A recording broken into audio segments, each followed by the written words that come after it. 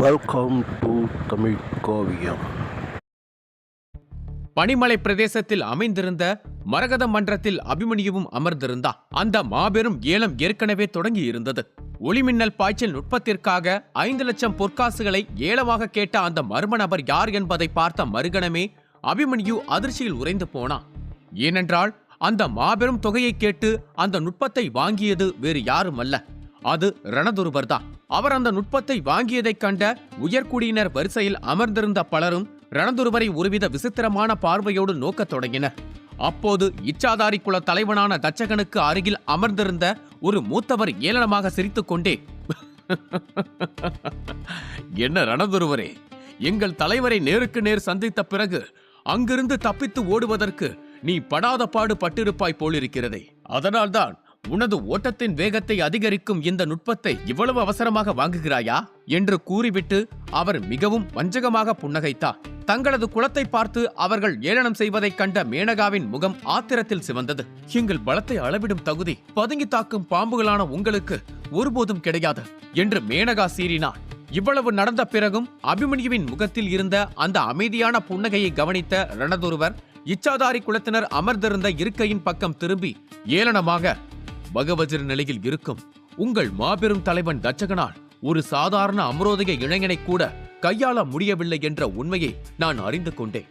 அதை அறிந்த பிறகுதான் இன்றைய இளைய தலைமுறையினரை எதிர்கொள்ள வேண்டும் என்றால் எங்களை போன்ற முதியவர்களும் தங்களது நுட்பங்களில் சில மாற்றங்களை செய்ய வேண்டும் என்பதை நான் தெளிவாக புரிந்து கொண்டேன் என்றார். ரணதுருவரின் இந்த வார்த்தைகள் தட்சகன் மற்றும் அவனது ஆட்களின் முகத்தில் விழுந்த ஒரு சவுக்கடியாகவே அமைந்தது. அனைவரின் முன்னிலையிலும் தங்களுக்கு நேர்ந்த இந்த மாபெரும் அவமானத்தை கேட்ட இச்சாதாரி மூத்தவர்களின் முகங்கள் கோபத்தால் தகதகவென சிவந்தன. மறுபுறம் இதை அனைத்தையும் கவனித்துக் கொண்டிருந்த அபிமன்யு எரிச்சலாக தனக்குள் சிந்தித்துக் கொண்டா. இந்த ரணதுர்வன் வேண்டுமென்று என்னை இவர்களிடம் சிக்க வைக்க பார்க்கிறாரா என? முதலில் அந்த யுவராஜன், இப்போது இவர். என் எதிரிகள் வேறு எங்கும் இல்லை, என்னுடன் தான் இருக்கிறார்கள். ஏன் இப்படி வார்த்தைகளால் சீண்டி என் பக்கம் திருப்பிக் கொண்டே இருக்கிறார்கள்? அந்த இடத்தின் சூழ்நிலை மெல்ல மெல்ல மோசமாகிக் கொண்டு செல்வதை கண்ட நறுமுகி முகத்தில் ஒரு வசீகரமான புன்னகையோடு, இந்த ஒளிமின்னல் பாய்ச்சல் நுட்பம் தேவோதய வீரன் ரணதுருவருக்கே சொந்தமாகிறது என்று நறுமுகி ரட்சகன் பக்கம் திரும்பி, தலைவன் தச்சகன் அவர்களை, நீங்கள் அடுத்து வரப்போகும் ஏலத்தின் மீது உங்களது கவனத்தை செலுத்துவது நல்லது.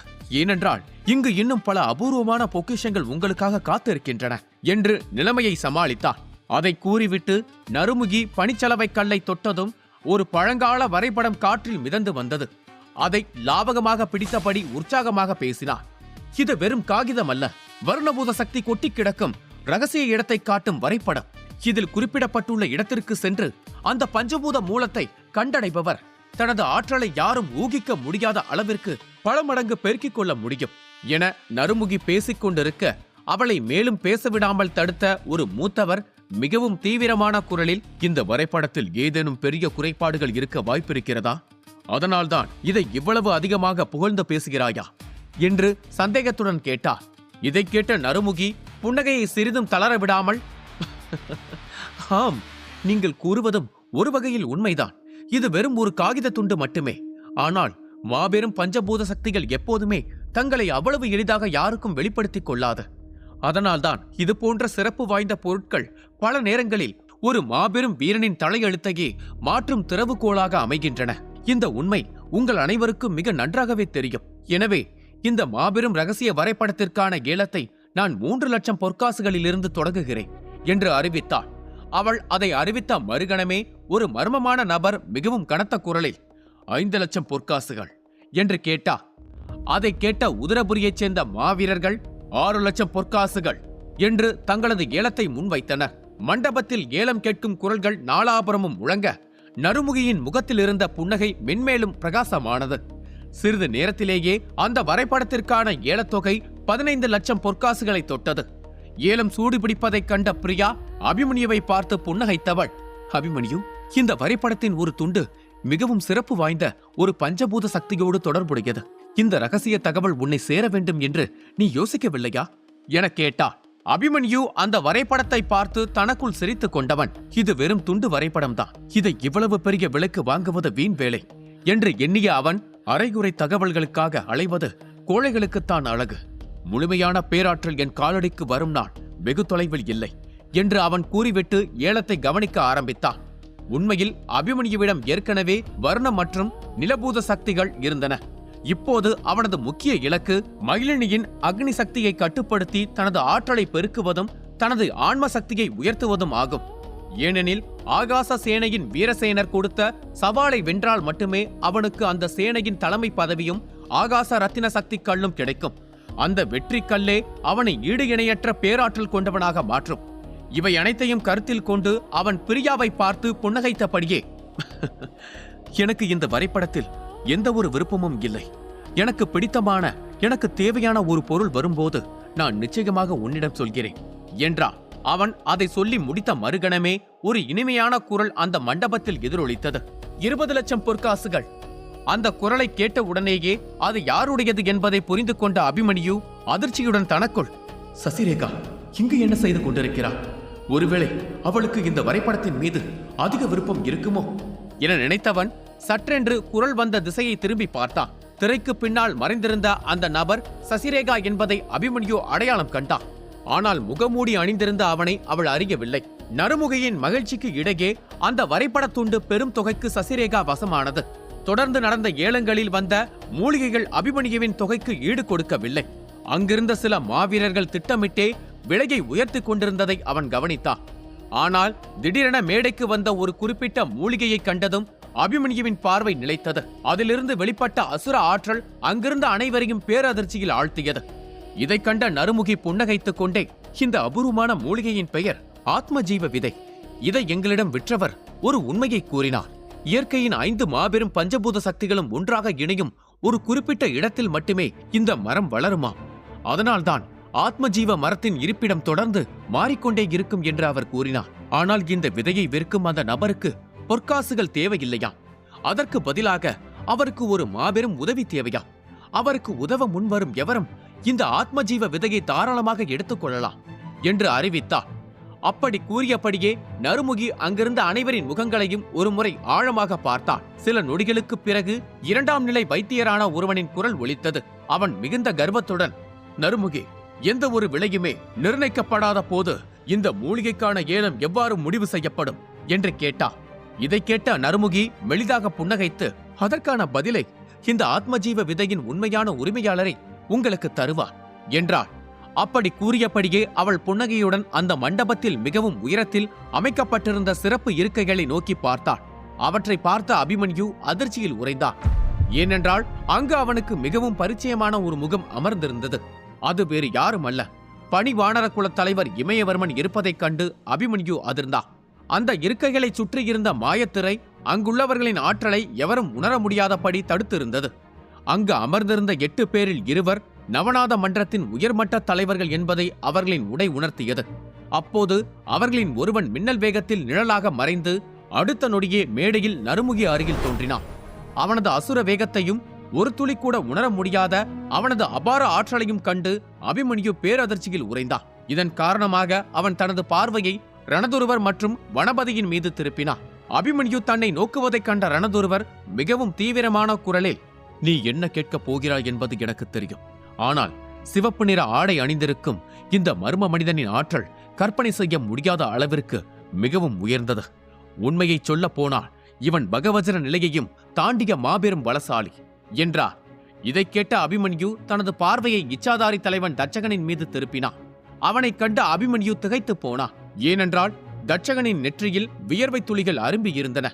அவனது கண்களில் மரண பயம் அப்பட்டமாக தெரிந்தது. பகவஜர நிலையில் இருக்கும் வலிமை மிக்க தலைவன் தட்சகனே அந்த சிவப்பு நிற ஆடை அணிந்த மர்ம மனிதனைக் கண்டு அஞ்சி நடுங்குவதை அபிமன்யு கவனித்தார். இருப்பினும் தனது ஆச்சாரியரின் ஆன்மாவை மீண்டும் வலுப்படுத்த அந்த ஆத்மஜீவ விதை மிக அவசியம் என்பதால் இதற்கும் அஞ்சாமல் அதை அடைய அபிமன்யு துணிந்தார். அவன் இவ்வாறு சிந்தித்துக் கொண்டிருக்கும் போதே அந்த மர்ம மனிதனின் கனத்த குரல் மேடையிலிருந்து முழங்கியது. எவரேனும் ஒருவருக்கு இந்த மூலிகை தேவைப்பட்டால் அவர்கள் என்னுடன் எனது குலத்திற்கு வர வேண்டும். அங்கு ஒரு மாபெரும் வியாதியை குணப்படுத்த வேண்டியுள்ளது. இதை கேட்ட அபிமன்யு பேரதிர்ச்சி அடைந்தான். ஏனென்றால் அந்த மர்ம மனிதனின் கூர்மையான பார்வை நேராக அவனையே உற்று நோக்கிக் கொண்டிருந்தது.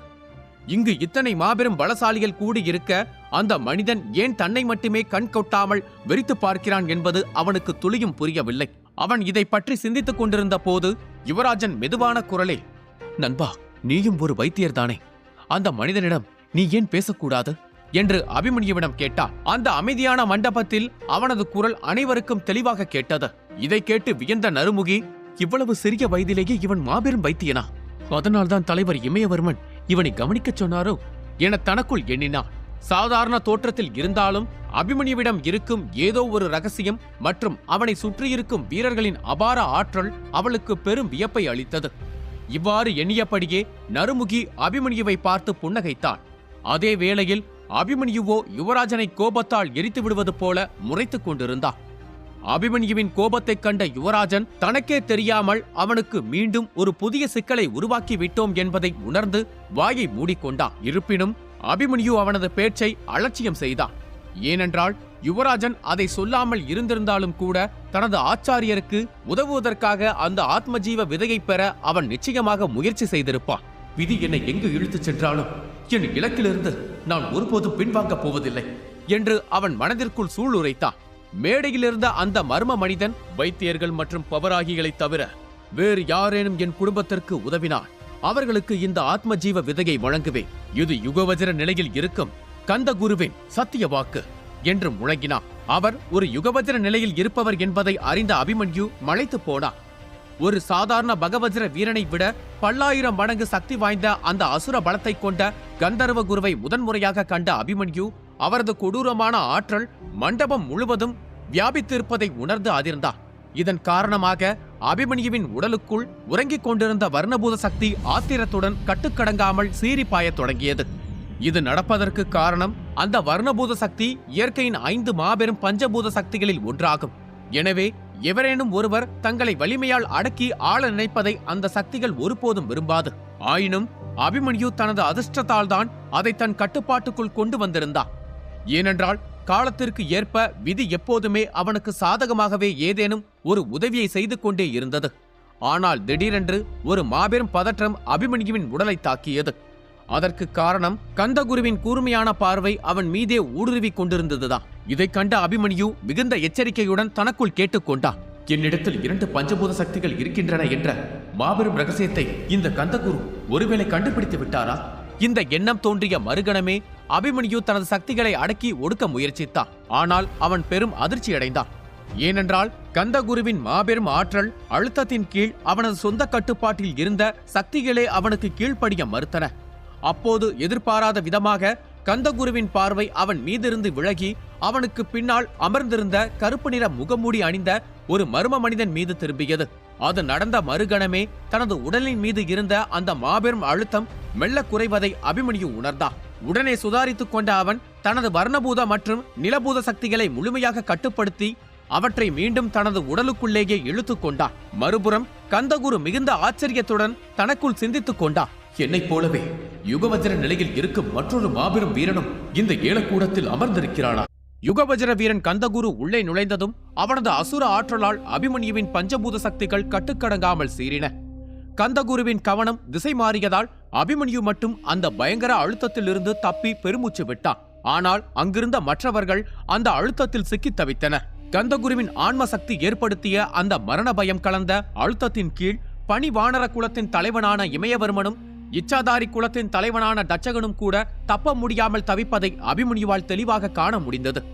மேடையில் நின்ற கந்தகுருவை இருவர் ஆவேசத்துடன் முறைக்க அவனது அசுர அழுத்தத்தால் அருகில் இருந்த நறுமுகி கடும் வேதனையில் துடித்தார். அப்போது ஒட்டுமொத்த மண்டபத்தையும் அதிரச் செய்யும் ஒரு கனத்த குரல் மேலிருந்து ஒலித்தது. அங்கிருந்த அனைவரின் பார்வையும் தலைவர் இமயவர்மன் அமர்ந்திருந்த சிறப்பு இருக்கைகளை நோக்கி திரும்பியது. அந்த குரல் மிகவும் எச்சரிக்கையான தொனியில் ஒலித்தது. கந்தகுருவே, இந்த மாபெரும் ஏலத்தை நடத்துபவன் நான் என்பதை நீ மறந்து விட்டாயா? உனது இந்த திமிரான விளையாட்டை இப்போதே நிறுத்து. அந்த வார்த்தைகள் ஒலித்த மறுகணமே திடீரென மேடையைச் சுற்றி ஒரு மாபெரும் ஆற்றல் கவசம் தானாகவே உருவானது. தன் பேச்சை நிறுத்திவிட்டு இமயவர்மன் அதை கவனிக்க ஆரம்பித்தார். அந்த கவசம் கந்தகுரு ஏற்படுத்தியிருந்த ஆன்மசக்தி அழுத்தத்தை முழுமையாக தடுத்து நிறுத்தியது. மரண அழுத்தம் நீங்கியதும் அனைவரும் நிம்மதியடைந்தனர். உடனே தற்காப்புக்காக ஆற்றல் கவசங்களை உருவாக்கி கொண்டனர். ஏலத்தின் பாதுகாப்பிற்கு பொறுப்பான தலைவர் இமயவர்மன் அந்த பொறுப்பில் தோற்றதால் அங்கிருந்தோர் அவரை பெரும் கோபத்துடன் முறைத்தனர். முகம் தெரியாத ஒரு மாவீரன் காட்டிய கருணையால் மட்டுமே அங்கு நேரவிருந்த பேரழிவு தவிர்க்கப்பட்டது. மண்டபத்தில் இருந்த அனைவரின் மனமும் கண்களுக்கு தெரியாத அந்த மாபெரும் பலசாலிக்கு நன்றியை தெரிவித்துக் கொண்டிருந்தது. இதற்கிடையில் தன்னை தடுத்து நிறுத்திய அந்த ஆற்றல் கவசத்தை கண்ட கந்தகுரு முகத்தில் ஒரு வஞ்சகமான புன்னகையோடு மேலே பார்த்து ஏளனமாக பேசினார். பஞ்சபூத நிலையை அடைந்த பிறகு உனது சக்தி உண்மையிலேயே பல மடங்கு அதிகரித்து விட்டது ராகவேந்திரா. என்னை மன்னித்து விடு. இந்த ஆத்ம ஜீவ விதையை பெறுவதற்கு தகுதியானவன் எவனாவது இங்கு இருக்கிறானா என்று சோதித்து பார்க்கவே நான் எப்படி செய்தேன். ஆனால் என்ன ஒரு பரிதாபம், இங்கு ஒருவன் கூட அதற்கு தகுதியானவனாக இல்லையே என்றார். கந்தகுரு தனது ஆற்றலால் ஆத்ம ஜீவ விதையை ஈர்த்து மாய மோதிரத்திற்குள் பத்திரப்படுத்தினார். பின்னர் அங்கிருந்தோரை அலட்சியமாக பார்த்தபடி மிகுந்த கர்வத்துடன் பேசத் தொடங்கினார். இந்த ஆத்ம ஜீவ விதையின் உதவியை கொண்டு நீங்கள் அனைவரும் உங்களது ஆன்ம சக்தியை பல 100 மடங்கு அதிகரித்துக் கொள்ள முடியும். ஆனால் இதை நீங்கள் பெற வேண்டும் என்றால் நீங்கள் நிச்சயமாக எனது குலத்திற்கு வந்தாக வேண்டும். அதை பற்றிய முழு விவரங்களையும் நீங்கள் நறுமுகியிடம் கேட்டு தெரிந்து கொள்ளலாம் என்றார். அதை கூறிவிட்டு அவன் நறுமுகியை பார்த்து புன்னகைத்தான். அவனது இந்த அகங்காரமான செயல்கள் நறுமுகிக்கு துளியும் பிடிக்கவில்லை என்றாலும் வேறு வழியின்றி அவளும் புன்னகைத்து தலையசைத்தாள். ஏனென்றால் ராகவேந்திரனின் ஆதரவு மட்டும் தங்களுக்கு இல்லை என்றால் அங்குள்ள அனைவரும் ஒன்றாக சேர்ந்து தாக்கினால் கூட கந்தகுருவை வீழ்த்த முடியாது என்பது அவளுக்கு மிக நன்றாகவே தெரியும். உடனடியாக தன்னை சுதாரித்துக் கொண்ட நறுமுகி முகத்தில் உற்சாகத்தை வரவழைத்துக் கொண்டு பேசத் தொடங்கினார். ஆத்ம ஜீவ விதை கிடைக்கவில்லையே என்று நீங்கள் யாரும் கவலைப்பட தேவையில்லை. ஏனென்றால் அடுத்த ஏலத்திற்கு வரவிருக்கும் பொருளும் மிகவும் சிறப்பு வாய்ந்த ஒன்றாகும். இருளில் உள்ள இயற்கையான ஆற்றல்களை தன்னுள் உறிஞ்சி உருவாகும் சரபாகி என்ற மூலிகையை பற்றி நீங்கள் அனைவரும் நிச்சயமாக கேள்விப்பட்டிருப்பீர்கள். இந்த மூலிகை மிகவும் அபூர்வமானதாக கருதப்படுகிறது. ஏனென்றால் இது பல வருடங்களாக தனக்குள் மாபெரும் உறைபனி ஆற்றலை உறிஞ்சி சேமித்து வைத்திருக்கிறது. இதை சரியாக பயன்படுத்தினால் ஒரு உயர்தர குளிகையாக இதனை மாற்ற முடியும் என்று நம்பப்படுகிறது. ஆன்ம சக்தியை அதிகரிப்பதற்கும் கடுமையான பயிற்சிகளுக்கும் இது பேருதவியாக இருக்கும் என்றும் நான் கேள்விப்பட்டிருக்கிறேன் என்று விளக்கினார். அவள் அதை கூறிய மறுகணமே அங்குள்ள பலரும் அந்த மூலிகையின் மீது அதீத ஆர்வம் காட்டத் தொடங்கினர். அவர்களின் ஆர்வத்தைக் கண்ட நறுமுகி புன்னகைத்துக் கொண்டே தனது அறிவிப்பை வெளியிட்டார்.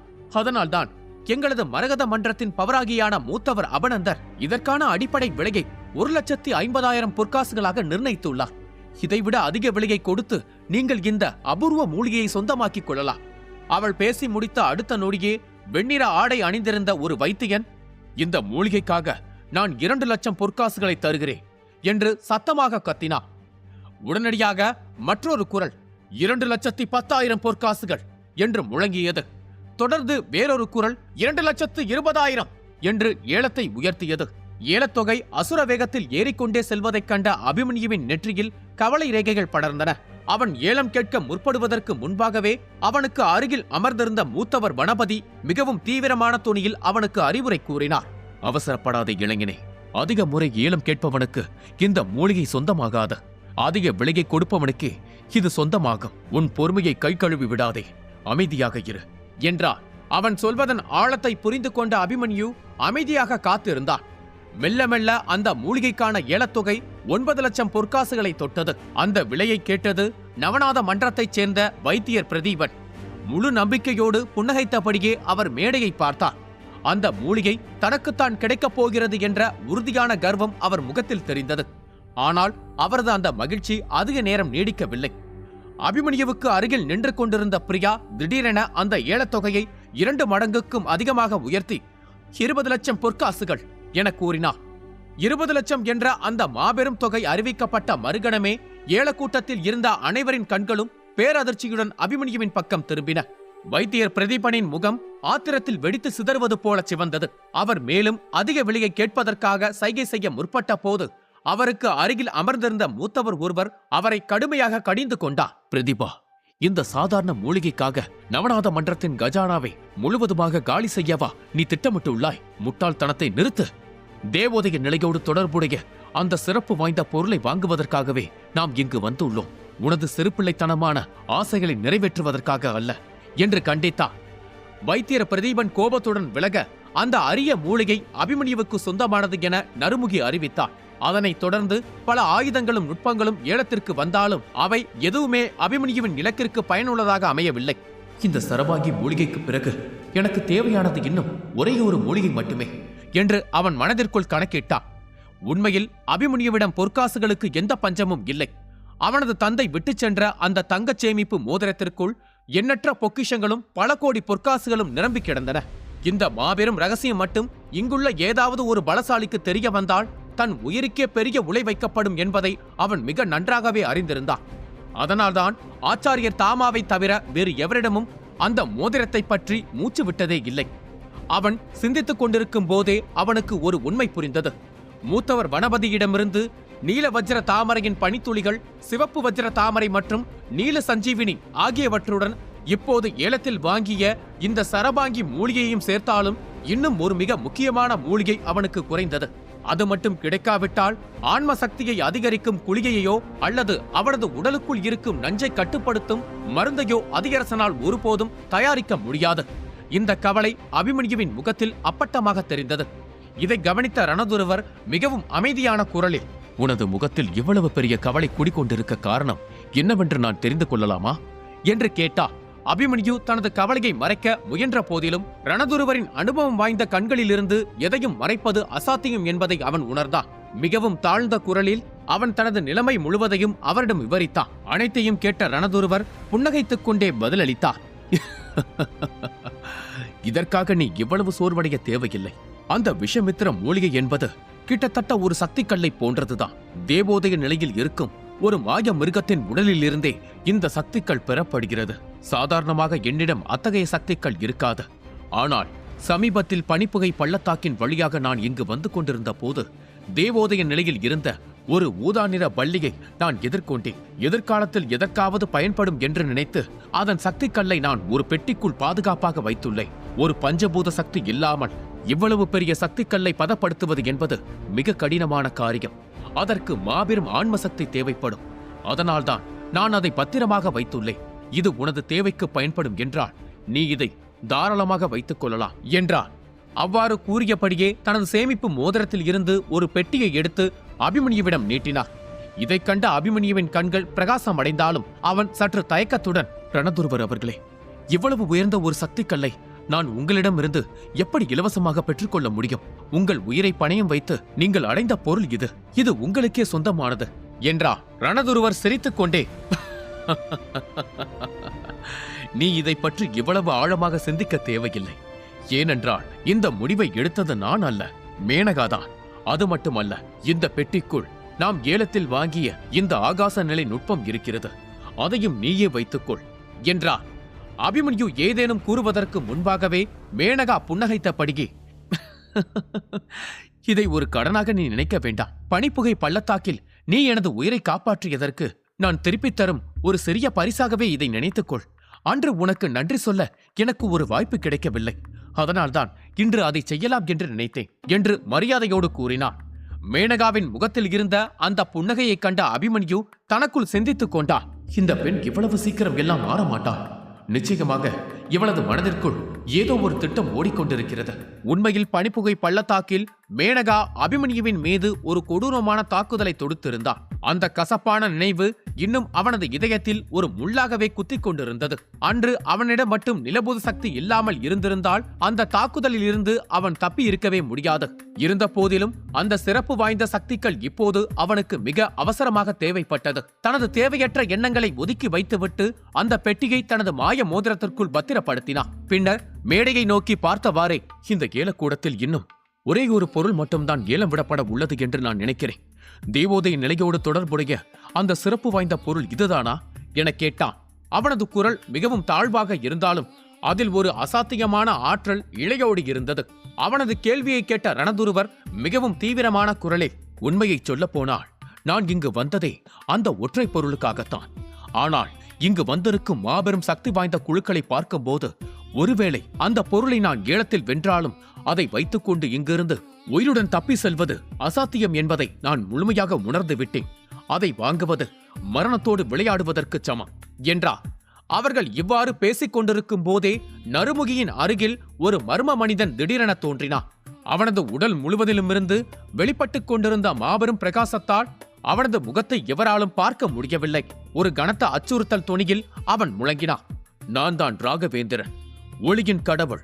எனது இந்த சிறப்பு வாய்ந்த பொருளை ஏலத்திற்கு விடும் முன்பு ஒரு விஷயத்தை நான் இங்கு தெளிவாக கூற விரும்புகிறேன். யாராவது ஒருவன் வன்முறையையோ அல்லது தந்திரத்தையோ பயன்படுத்தி இதை அடைய நினைத்தால் அவனையும் அவனது குலத்தையும் அடியோடு அழித்து ஒழிக்க நான் ஒரு நொடி கூட தயங்க மாட்டேன். இந்த பொருள் வெறும் பொற்காசுகளுக்காக ஏலம் விடப் போவதில்லை. இது ஒரு சத்தியத்திற்காக ஏலம் விடப்படும். இதை அடைய விரும்பும் எவரும் எனக்காக ஒரு மிக முக்கியமான சிறப்பு வாய்ந்த காரியத்தை முடித்து தர வேண்டும் என்று உறுதியாக கூறினார். அதை சொல்லி முடித்த மறுகணமே யாருடைய பதிலுக்காகவும் காத்திராமல் ராகவேந்திரன் அங்கிருந்து மறைந்தார். அவரது வேகம் எப்பேற்பட்டது என்றால் அங்கிருந்த எவராலும் அவரது முகத்தை கடைசி வரை பார்க்கவே முடியவில்லை. அவர் சென்ற மறுகணமே தேவோதய நிலையில் இருக்கும் ஒரு மாபெரும் வீரன் மிகுந்த கர்வத்துடன் அந்த பனிச்சலவை கல் மேடையின் மீது ஏறினார். அவனது ஆற்றலை அளவிட்ட நறுமுகி எந்த ஒரு தயக்கமும் இன்றி மிகவும் கராரான குரலை, உனக்கு எந்த தகுதியும் இல்லை, இறங்கிப்போ என்று அவமானப்படுத்தி அனுப்பினார். அதற்கு பிறகு அவள் அவனை திரும்பிக் கூட பார்க்கவில்லை. நிலைமையை புரிந்து கொண்ட அந்த மாவீரன் அவமானத்தால் முகம் சிவந்து ஒரு நிழலாக மாறி அங்கிருந்து கோபமாக மறைந்தான். தான் இதற்கு மேல் ஏதேனும் பேசினால் அது தனக்கே மாபெரும் அழிவை தேடித்தரும் என்பது அவனுக்கு நன்றாகவே தெரியும்.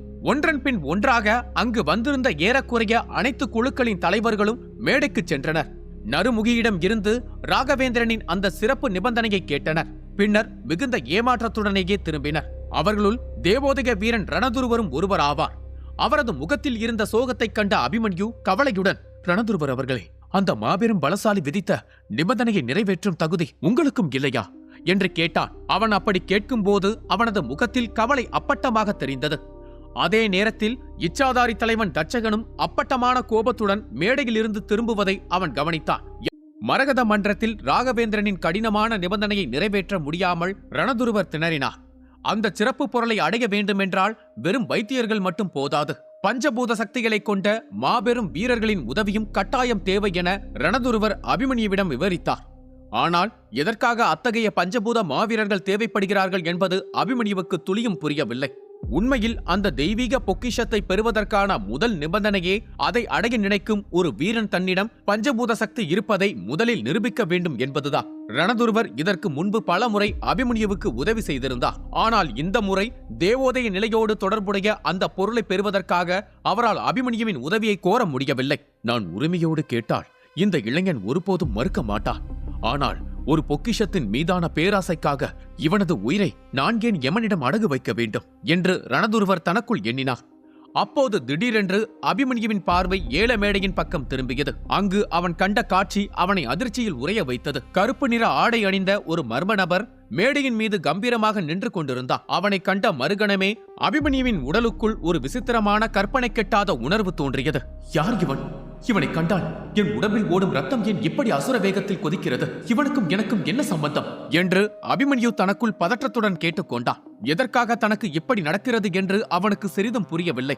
எப்படியோ தன்னை சுதாரித்துக் கொண்ட அபிமன்யு தனது பார்வையை அவசரமாக வேறு பக்கம் திருப்பிக் கொண்டான். சரியாக அதே நேரத்தில் நறுமுகியின் இனிமையான குரல் அந்த மண்டபம் முழுவதும் எதிரொலித்தது. இன்றைய மாபெரும் ஏலத்திற்கு வருகை தந்த உங்கள் அனைவருக்கும் எனது நெஞ்சார்ந்த நன்றிகள். ஏலக்கூடத்தின் வைத்தியரான மூத்தவர் அபனந்தரிடம் உங்களது ஏலத்தொகையை செலுத்திவிட்டு நீங்கள் வென்ற பொருட்களை பெற்றுக்கொள்ளலாம் என்று அறிவித்தார். இதை கேட்டதும் ஏலம் முழுமையாக முடிவடைந்து விட்டது என்பதை அங்கிருந்த அனைவரும் புரிந்து கொண்டனர். ஒரு நொடியை கூட வீணாக்காமல் அபிமன்யு, வனபதி மற்றும் ரணதுருவர் ஆகியோர் வேகமாக அங்கிருந்து கிளம்பினர். அவர்கள் வெளியேறும் போது தட்சகன் இன்னும் தீராத கோபத்துடன் அபிமன்யுவையே வெறித்து பார்த்து கொண்டிருந்தான். அபிமன்யு முகத்தை மூடி மறைத்திருந்தாலும் பகவஜர நிலையில் இருந்த தட்சகன் தனது அசுர ஆற்றலால் அவனை துல்லியமாக அடையாளம் கண்டுவிட்டான். நீ எங்கு சென்று ஒளிந்தாலும் உன்னை நான் விடமாட்டேன்.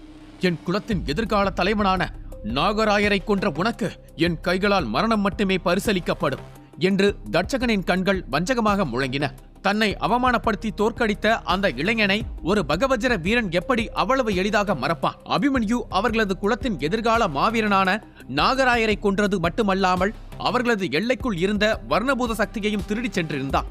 அந்த வர்ணபூத சக்தி என்பது வானர குலத்தோடு ஒரு மாபெரும் கொடூரமான போரை நடத்தி பல உயிர்களை பலி கொடுத்து இச்சாதாரி குலம் பெற்ற மாபெரும் பொக்கிஷமாகும். மரகத மன்றத்தை விட்டு வெளியேறிய அபிமன்யு நேராக தனது தங்குமிடத்தை நோக்கி சென்றார். அங்கு சென்றதும் ஒரு கணம் கூட தாமதிக்காமல் வேகமாக தனது அறைக்குள் நுழைந்தார். அவனது இந்த அவசரத்தை கண்ட ரணதுருவர் ஆச்சரியப்படவில்லை. இச்சாதாரி தலைவன் தட்சகனின் பார்வையை கண்டதாலேயே அபிமன்யு எவ்வளவு சீக்கிரம் முடியுமோ அவ்வளவு சீக்கிரம் பாதுகாப்பான இடத்தை அடைய விரும்புகிறான் என்பதை அவர் புரிந்து கொண்டார்.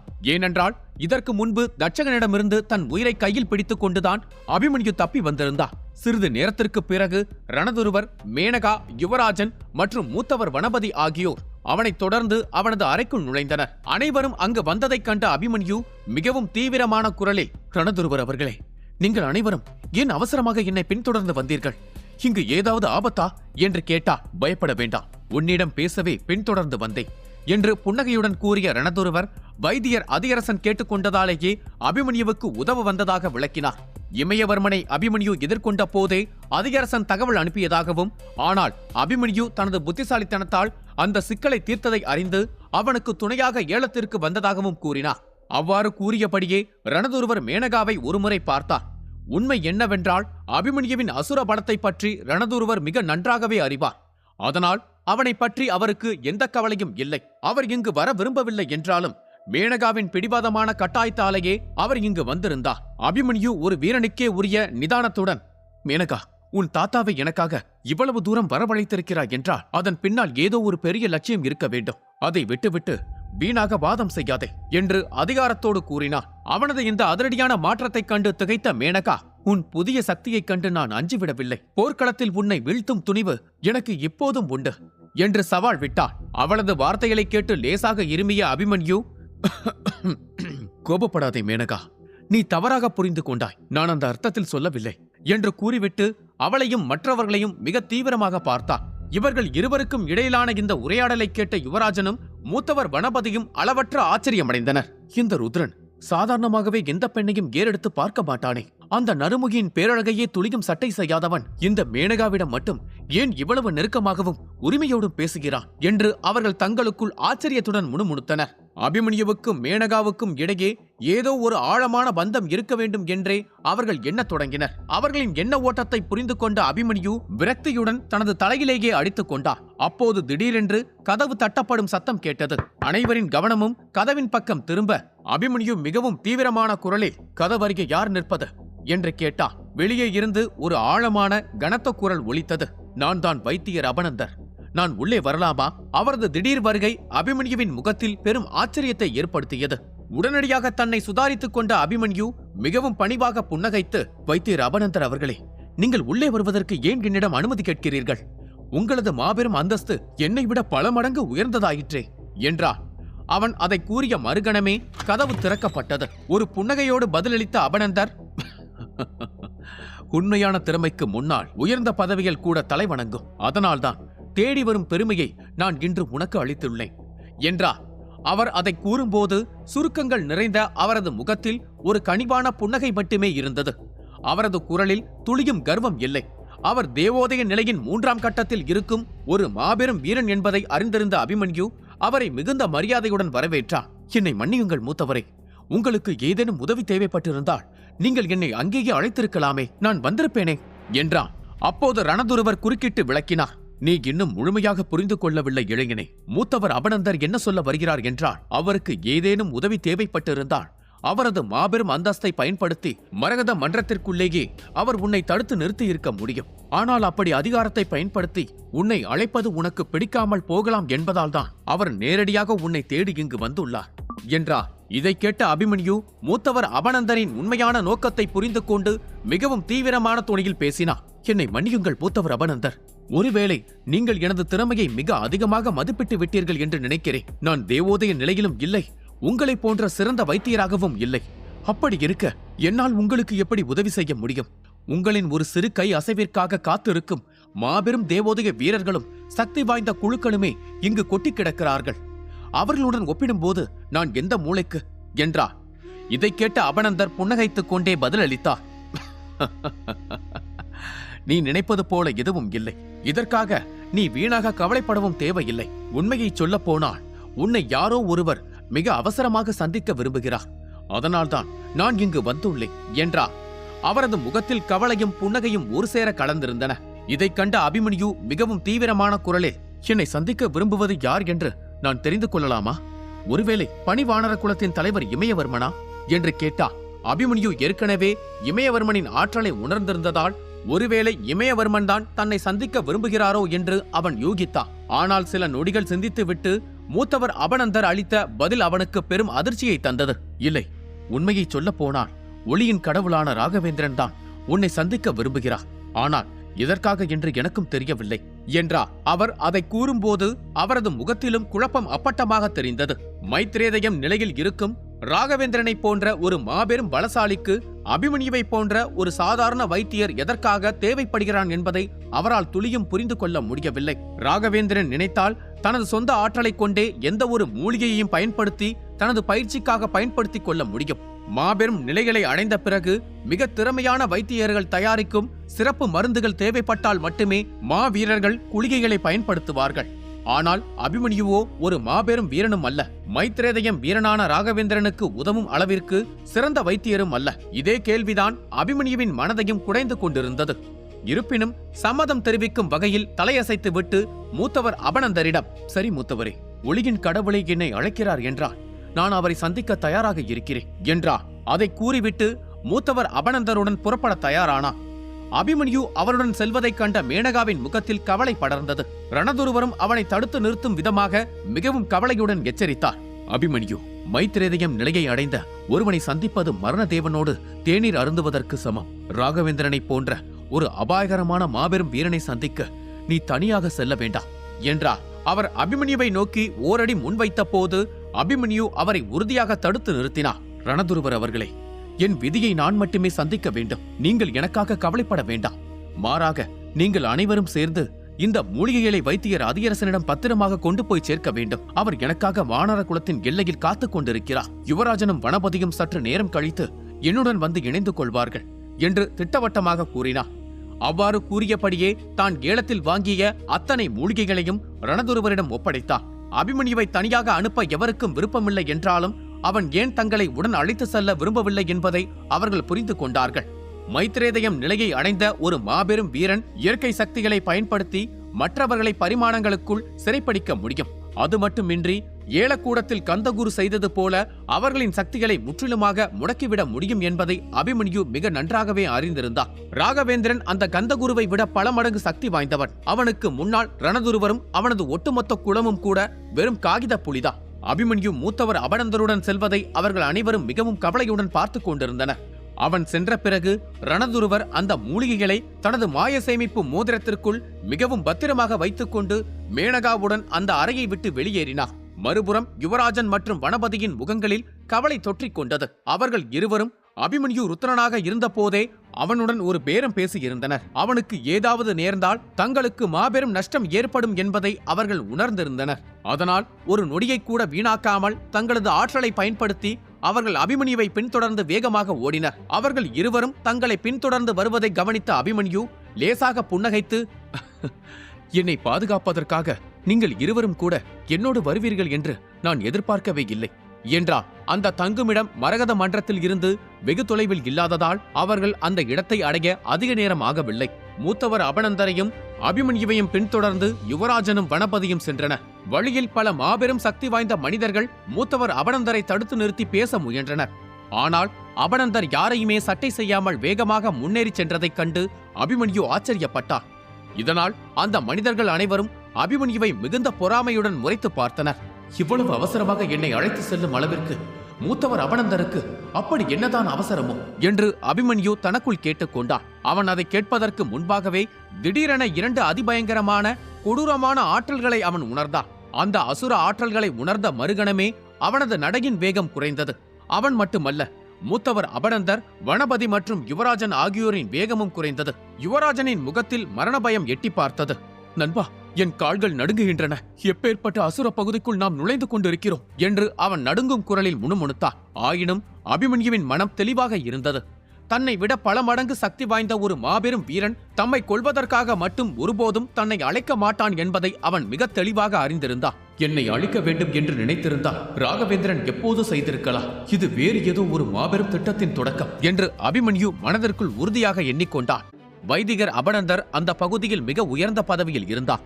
ஒரு காலத்தில் மருத்துவ மையத்தில் மூத்தவராகவும் பல்வேறு இளம் தலைமுறையினருக்கு முன்மாதிரியாக இருந்த அபனந்தரோடு ஒரு இளைஞன் சரிக்கு சமமாக நடந்து வருவது அவர்களால் ஏற்றுக்கொள்ள முடியாத ஒன்றாக இருந்தது. ஆனால் அவர்களுக்கு தெரியாது, அபிமன்யு இந்த மரியாதையை பேரரசர்களின் வாரிசு என்பதாலோ பெரிய ராஜ்யத்தின் அடுத்த தலைவர் என்பதாலோ பெறவில்லை. அவன் தன்னை வளர்த்து கொண்டான். அவனது தேவையோ இருப்போ இன்னொருவரை தொந்தரவு செய்யும் அளவுக்கு அவன் வளர்ந்திருந்தான். அதனால் அவனுக்கு இந்த மரியாதை கிடைத்தது. அவன் இங்கு வருவதற்கு காரணம் பெரிய மனிதர்களை ஆதரவாளர்களாக மாற்ற வேண்டுமே தவிர எதிரிகளாக மாற்றக்கூடாது என்ற எண்ணத்தால் தான். தனது கடந்த கால போர்களின் அனுபவங்களிலிருந்து எல்லா விஷயங்களை போரிடுவதன் மூலம் தீர்க்க வேண்டும் என்ற அவசியம் இல்லை, உரையாடல் மூலமாக கூட தீர்க்கலாம் என்பதை அபிமன்யு தெளிவாக புரிந்து கொண்டான். அதனால்தான் ராகவேந்திரர் தன்னை சந்திக்க விரும்புவதாக அபனந்தரின் மூலம் அறிந்தபோது அவன் அவரை சந்திக்க ஒப்புக்கொண்டான். ராகவேந்திரர் போன்ற நபரை அவன் கோபப்படுத்த விரும்பவில்லை. அபிமன்யுவும் அபனந்தரும் ஒரு சிறப்பு அறையை வந்தடைந்தனர். அங்கு வந்த பிறகுதான் தன்னை விட மிகவும் வலிமை வாய்ந்த பல நபர்கள் அங்கே அமர்ந்திருப்பதை கண்டறிந்தான். அப்போது அங்கிருந்த ஒரு நாற்காலியில் அமர்ந்திருந்த தலைவர் இமயவர்மன் மீது அவன் கண்கள் விழுந்தன. அபிமன்யுவை பார்த்த இமயவர்மன் உடனடியாக எழுந்து நின்று, நீ இங்கு வந்ததை என்னால் நம்ப முடியவில்லை. உன்னை வானரக்குல பயிற்சி மையத்தில் தான் சந்திக்கலாம் என்று நினைத்திருந்தோம். ஆனால் அதற்கு வாய்ப்பு அமைய பெறவில்லை. சரி, அதையெல்லாம் விட்டுவிட. இப்போது நீ இங்கே வந்து விட்டதால் பெருமதிப்பிற்குரிய பெருவொளி தேவர் ராகவேந்திரரை அறிமுகப்படுத்த வேண்டியது என் கடமை. ராகவேந்திரர் இந்த மாபெரும் நிலப்பரப்பில் மிகவும் சக்தி வாய்ந்த மனிதர்களில் ஒருவர். 7வது பிராந்தியத்தில் அவரை சந்திக்க விரும்பாத மனிதர்களே இல்லை என்று கூறிக்கொண்டு இருந்தார். இமயவர்மனின் வார்த்தைகளை கேட்டுக்கொண்டிருந்த அபிமன்யுவின் பார்வை ஒரு பிரம்மாண்டமான ஆடம்பரமான நாற்காலியில் கண்களை மூடிக்கொண்டு அமர்ந்திருந்த ஒரு மனிதனின் மீது நிலைத்திருந்தது. அவரது முகம் சுருக்கங்களால் நிறைந்திருந்தது. ஆனால் அவரது உடலை சுற்றியுள்ள பிரகாசமான சூரியன் போல ஜொலித்தது. அது ராகவேந்திரர் எப்படிப்பட்டவர் என்பதை அவனுக்கு சொல்லாமல் சொல்லியது. அவர் தான் கற்பனை செய்ததை விட மிகவும் வலிமையானவர் என்பதை அபிமன்யு புரிந்து கொண்டார். அவர் மைத்திரேய நிலை எனப்படும் சக்தி வாய்ந்த நிலையை அடைந்து விட்டார். ராகவேந்திரரை போன்ற ஒருவரை பார்த்த பிறகு அபிமன்யுவின் மனம் அவனையே அறியாமல் படபடக்க ஆரம்பித்தது. ஆனால் அந்த பயத்தை அவன் தன் முகத்திலோ அல்லது தன் நடத்தையிலோ காட்டவில்லை. மாறாக அவன் அமைதியாகவும் நிதானமாகவும் நின்று கொண்டிருந்தான். அவன் முன்னோக்கி அடியெடுத்து வைத்து மெதுவாக சிரித்து ராகவேந்திரரை மரியாதையுடன் வணங்கினார். அபிமன்யுவின் குரலை கேட்ட ராகவேந்திரர் மெதுவாக கண்களை திறந்து அவனது உடலை கவனமாக பரிசோதித்தார். பின்னர் ஆழ்ந்த சிந்தனையில் மூழ்கி, இந்த இளைஞனின் உடல் மிகவும் உறுதியானது. அவனுக்குள் ஓடும் உயிர்வள ஓட்டம் மிக வேகமாக இருக்கிறது. இன்றைய இளைய தலைமுறையில் இவ்வளவு திறமையான ஒருவர் இருக்கிறார் என்பதை நம்புவது கடினமாக இருக்கிறது என்று தனக்குள் நினைத்துக் கொண்டார். அடுத்த கணம் அவரது முகபாவனை தீவிரமாக மாறியது. அவர் லேசான பெருமையுடன், எனக்கு உங்களிடம் இருந்து சில தகவல்கள் தேவை. எனவே நீங்கள் என்னை கண்டு பயப்பட தேவையில்லை என்றார். இதை கேட்ட அபிமன்யு ஒரு கணம் சிந்தித்து, நான் உண்மையில் ஒரு வைத்தியன் அல்ல. என் உண்மையான அடையாளத்தை மறைத்து இங்கு வந்திருக்கிறேன் என்பதை அவர் கண்டுபிடித்து விட்டாரா என்று யோசித்தார். அவன் யோசித்துக் கொண்டிருக்கும் போது ராகவேந்திரர் மீண்டும் தீவிரமான குரலில், உங்களுக்கும் நாகர் பழங்குடியினருக்கும் இடையே ஒரு பழைய பகை இருப்பதாக கேள்விப்பட்டேன். அது உண்மையாக இருந்தால் அந்த பகைக்கு ஒரு முடிவு கொண்டு வர நான் உங்களுக்கு உதவுகிறேன். என்ன சொல்கிறீர்கள் என்றார். இதை கூறிவிட்டு திரும்பி நறுமுகியை பார்க்க அவள் வேகமாக ஒரு பணிப்பெண் போல ஒரு கோப்பை தேநீரை எடுத்துக்கொண்டு ராகவேந்திரருக்கு வழங்கினார். இதை பார்த்த அபிமன்யு ஆச்சரியப்பட்டான். இந்த காட்சியிலிருந்து தலைவர் இமயவர்மன் உட்பட அங்கு இருக்கும் அனைவரும் ராகவேந்திரருக்கு கீழே என்பதை அவன் புரிந்து கொண்டான். இருந்தாலும் அபிமன்யு தனது அமைதியையும் நிதானத்தையும் கைவிடவில்லை. அவன் தெளிவான குரலில், முதலில் எனக்கு உதவ நினைத்த ராகவேந்திரருக்கு நான் நன்றி கூறிக்கொள்கிறேன். ஆனால் இப்போதைக்கு நாகர் பழங்குடியினருடன் எனக்கு எந்த பிரச்சனையும் இல்லை. இருப்பினும் நீங்கள் என்னை இங்கு அழைத்ததன் பின்னால் ஒரு காரணம் இருக்க வேண்டும் என்பதை என்னால் புரிந்து கொள்ள முடிகிறது. அந்த காரணம் என்னவென்று எனக்கு தெரியப்படுத்த முடியுமா என்று கேட்டார். அபிமன்யு தனது உதவியை மறுத்ததைக் கண்ட ராகவேந்திரர் சிரித்துவிட்டு ஏளனமான குரலில், இளமையின் வேகம் வெற்றியை மட்டுமல்ல, சில நேரம் உறுதியையும் கொடுக்கும். ஆனால் அதுவே பல சமயத்தில் எதிர்காலத்தை பார்க்கவும் அனுபவிக்கவும் முடியாதபடி ஒரு முட்டுக்கட்டையில் கூட சென்றுவிடும். அப்படி எதுவும் நடக்காமல் இருந்தால் நல்லது என்று கூறினார். பின்னர் அவர் தீவிரமாகி ஒரு சந்தேக பார்வையுடன், நீங்கள் எந்த பிரிவைச் சேர்ந்தவர், ஏன் உங்கள் அடையாளத்தை மறைக்கிறீர்கள் என்று நான் தெரிந்து கொள்ளலாமா என்று கேட்டார். இதை கேட்கும் போதே தனது சக்தியின் ஒரு துளியை அவர் அபிமன்யுவை நோக்கி அனுப்பினார். தன் மீது மலை போல ஒரு அழுத்தம் இறங்குவதை அபிமன்யு உணர்ந்தான். இருந்தாலும் அவன் பதட்டப்படவில்லை. அவன் தீவிரமான குரலில், என்னை மன்னியுங்கள் ராகவேந்திரரே, உண்மையில் மறைக்கும் அளவுக்கு என்னிடம் வலுவான பின்னணி என்று எனக்கு எதுவும் இல்லை. நான் ஒரு அனாதை, எந்த பிரிவிலும் எந்த தொடர்பும் இல்லாத ஒரு சுதந்திர வீரன்னா. இதற்கு முன்பு நான் இந்திரபுரி பேரரசின் கீழ் மக்களோடு மக்களாக வாழ்ந்து வந்தேன் என்றார். அதை கேட்ட ராகவேந்திரர் ஆச்சரியப்பட்டார். இவ்வளவு தடைகள் இருந்த போதிலும், வளங்கள் கிடைக்கப்பெறாத அடிமட்டத்தில் இருந்த போதிலும் அவர் முன் நின்ற இளைஞன் தனது சக்தியை அமரோதய நிலை வரை உயர்த்தியிருந்தார். உண்மையிலேயே அபிமன்யுவை நினைத்து அவர் பெருமைப்பட்டார். பின்னர் அவர் சிரித்துக் கொண்டே, நீங்கள் இந்திரபுரி என்று கூறியதால் நான் நேராக விஷயத்திற்கு வருகிறேன். நான் ஒருவரை தேடிக்கொண்டிருக்கிறேன். அவரை ஆயுர்தேவ தாமா என்று அழைப்பார்கள். சிலர் அவரை ஆச்சாரிய தாமா என்றும் அழைப்பார்கள் என்றார். அதை கூறும்போது அவரது முகபாவனை திடீரென்று பயங்கரமாக மாறியது. தாமா என்ற பெயரை கேட்டதும் அபிமன்யு ஆச்சரியப்பட்டார். அதுவும் அவர் சொன்ன விதத்தை வைத்து பார்க்கும்போது தனது குருவான தாமாவுக்கும் ராகவேந்திரருக்கும் இடையே ஆழமான மற்றும் கசப்பான பகை ஒன்று இருந்திருக்க வேண்டும் என்பதை புரிந்து கொண்டார். அடுத்த கணமே ராகவேந்திரர் மீண்டும் கடுமையான முகபாவத்துடன் அபிமன்யுவை பார்த்து, மதிமங்கல காட்டில் போர் நடக்கிறது என்று கேள்விப்பட்டு நான் அந்த இடத்திற்கு வந்தேன். ஆனால் நான் வருவதற்குள் அனைத்தும் முடிந்துவிட்டது. அனைவரும் கிளம்பிவிட்டனர். நாகர்குல வீரர்கள் மட்டுமே இருந்தனர். நான் கேள்விப்பட்ட வரை மந்திர வெள்ளை புலியுடன் கூடிய ஒரு இளம் வீரன் அங்கு வந்து சென்றிருக்கிறான் என்றார். அதை கூறிவிட்டு அவர் பெருமூச்சு விட்டு, உண்மையில் அந்த இருவரை தேடித்தான் நான் இங்கு வந்தேன். அவர்களை பற்றி உங்களுக்கு தெரியாது. அவர்களால் என் உயிரும் பல சக்தி வாய்ந்த நபர்களின் உயிரும் பல முறை ஆபத்தில் சிக்கி இருக்கிறது. அவர்களால் பலருக்கு சிக்கல். அதனால் அவர்களை பற்றி உங்களுக்கு ஏதாவது தெரிந்தால் சொல்லுங்கள் என்றார். வெள்ளைப்புலி என்ற வார்த்தைகளை கேட்டவுடன் அபிமன்யுவுக்கு எல்லாம் தெளிவாகியது. இருப்பினும் அவன் எதுவும் தெரியாததைப் போல சிறிது நேரம் யோசித்தான். பின்னர் அவரை பார்த்து, ராகவேந்திரரே, எனக்கு இது பற்றி தெளிவாக தெரியாது. உண்மையில் நீங்கள் அதை பற்றி அறிந்து கொள்ள வேண்டும் என்றால் நாகர்குல தலைவர் தட்சகனிடம்தான் கேட்க வேண்டும். அந்த மந்திர மிருகம் அவருடன் தான் நேரடியாக போரிட்டது. நான் அந்த போரில் வெறும் அதிர்ஷ்டத்தால் மட்டுமே தப்பி பிழைத்தேன்.